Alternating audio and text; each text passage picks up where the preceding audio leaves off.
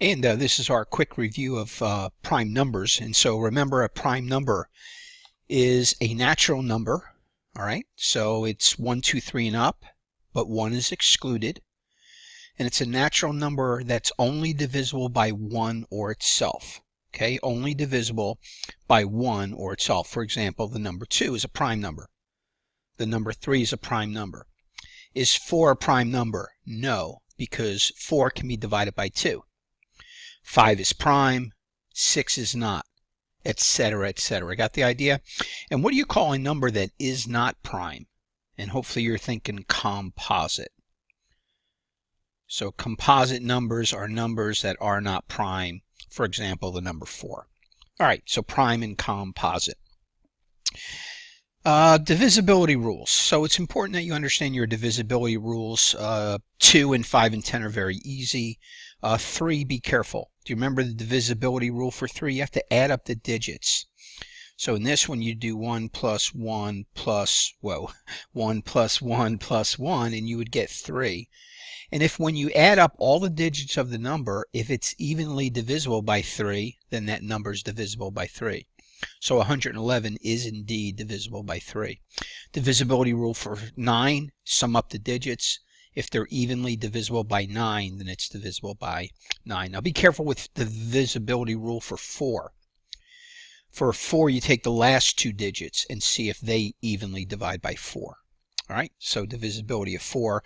And don't forget, double zeros at the end of a number would also be divisible by 4. All right, one other aspect with divisibility, what about something like 7? We don't have a rule for 7. So how could you tell if 735 was divisible? Well, you would take the 7 and simply try to divide it into the 735. And you can do that at any time. 7 goes into 1 there.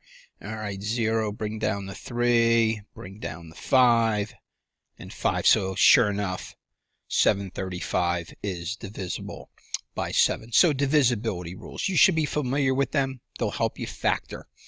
All right, and then factoring. And we like to teach you the factoring tree. And so let me remind you a couple tips right off the bat. On this number, it's always good to take a 10 out whenever you can. So I'm going to take a 10 out right away. All right, and so that's a 126 there. And the other tip, cross out the factor once it's been factored. All right, so if you look over at our factor tree, technically we cross out the 80 because it's been factored 8 times 10, cross off the 8 because it's a 4 times 2, cross off the 4 because it's 2 times 2, cross off the 10 because it's 2 times 5, and what's left and not crossed out are your remaining factors. Okay, so let's finish this up. 10, 2 times 5. 126, okay, 6, 7, 8, 9. I just did the 3 divisibility rule, and it's divisible by 3. So I'm going to put a 3 there. 3 goes into 12 4 times.